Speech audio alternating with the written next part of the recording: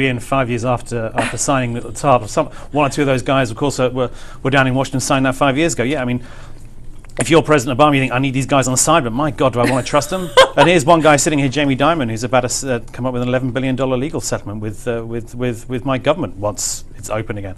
So it would have been a very interesting place to be yesterday. So a year from now, do we have much smaller banks? Once again, we're in a situation here where we've got bankers and traders calling those headhunters, anticipating more layoffs. You know, I mean, you always get that. I think banks will cut at the margins. I mean, Paul's right. I think banks have got so used to the idea that in the next 3 months, 6 months, 9 months, things will obviously get better, won't they? Our trading revenues will pick up, won't they?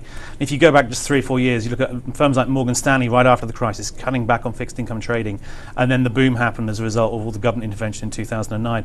No one wants to miss out on a similar kind of recovery, whatever causes it. Although 4 years in, you think they'd be learning. I think to an extent they are. You're seeing some cuts in some commodities businesses and elsewhere, partly inspired by regulations as well. But look, the biggest thing they can do on cost cutting, I think, at the investment banks at least, is to use more electronic trading for their fixed income desks. It's harder, it's not as easy as equities, but the more I speak to people on the street, the more they're saying that's where we'll do it once we know how to do it, once we know what there is out there that we can connect to, what happens with various regulatory reforms, and then if a lot of it goes electronic, you can cut a lot of costs. But as Paul's saying, investors are thinking this is probably, this and other ways of making money is a year, 2 years away.